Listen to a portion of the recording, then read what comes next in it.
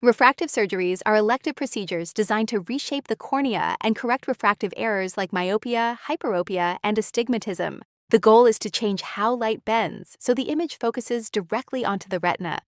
Most procedures use an excimer laser to precisely remove stromal tissue while preserving surrounding structures.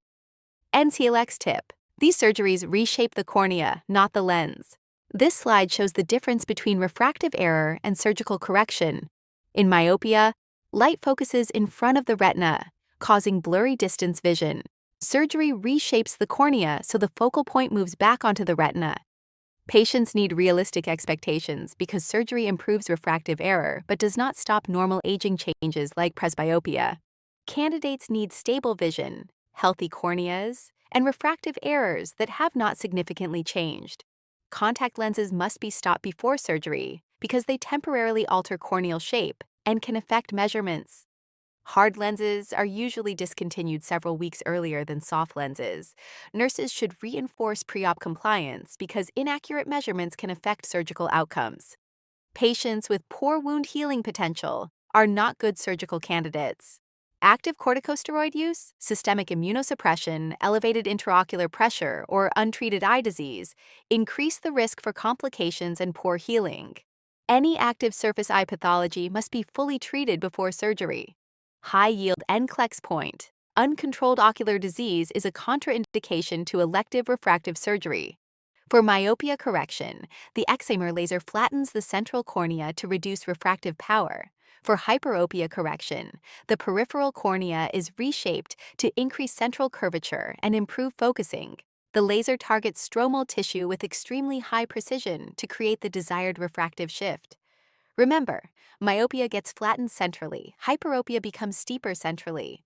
A PRK works by removing the corneal epithelium and applying the excimer laser directly to the corneal surface.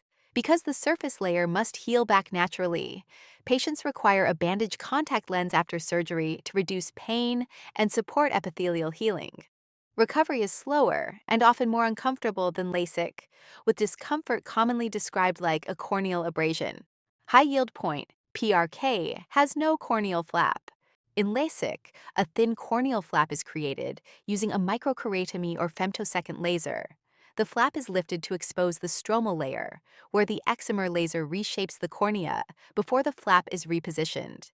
Because the epithelium remains mostly intact, healing and visual recovery are typically much faster than PRK. NCLEX tip: LASIK involves flap creation. PRK does not. Both PRK and LASIK effectively correct refractive errors, but they use different surgical approaches. PRK relies on direct surface ablation with a bandage contact lens for healing, while LASIK uses a stromal flap that naturally readheres. Complications are uncommon with both procedures, and neither has been definitively proven superior overall for nearsightedness correction. The choice often depends on corneal thickness, lifestyle, and occupational considerations. This slide shows examples of abnormal corneal healing patterns after refractive surgery. Central islands, decentered ablations, and irregular astigmatism can distort the corneal surface and interfere with normal light refraction. These complications may occur from uneven laser application, healing abnormalities, or patient eye movement during the procedure. Corneal topography is used to identify and monitor these irregularities. When corneal irregularities develop, patients may experience glare, halos, ghost images, or monocular diplopia, meaning double vision in one eye. Symptoms are often worse at night because abnormal corneal surfaces scatter incoming light. Patients commonly report decreased visual clarity despite technically successful surgery. High-yield NCLEX point. Persistent visual disturbances after refractive surgery should prompt ophthalmologic evaluation. Phakic intraocular lenses are implanted lenses used primarily for patients with moderate to severe myopia, who may not be ideal LASIK or PRK candidates. The natural lens remains completely in place, and the corneal structure is preserved because no tissue is removed. These lenses may be placed in either the anterior or posterior chamber and are considered reversible because the implant can be removed if necessary. High-yield point. Phakic IOLs preserve the cornea and often provide excellent visual outcomes in severe myopia.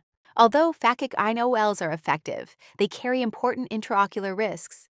Patients may develop endothelial cell loss, inflammation such as iritis or uveitis, cataract formation, or elevated intraocular pressure.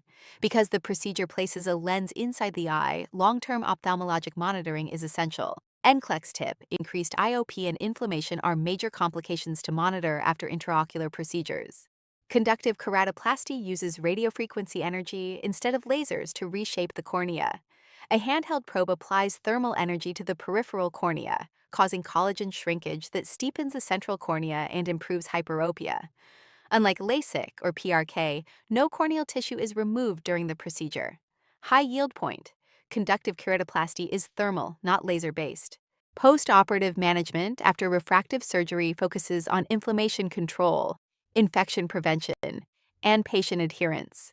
Patients are commonly prescribed topical corticosteroid or NSAID drops, along with prophylactic antibiotic drops.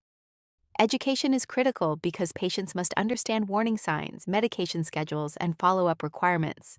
Reinforcing adherence helps reduce complications and improve long-term outcomes. This slide summarizes how refractive surgery choices are matched to patient presentation.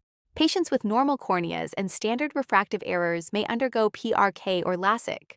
Moderate to severe myopia may be better treated with phakic IOLs, while low to mild hyperopia can be treated with conductive keratoplasty. High-yield takeaway: untreated surface disease or poor wound healing is an absolute stopgate and may completely disqualify a patient from surgery. Refractive surgery works by reshaping the cornea or adding corrective lenses to improve how light focuses on the retina.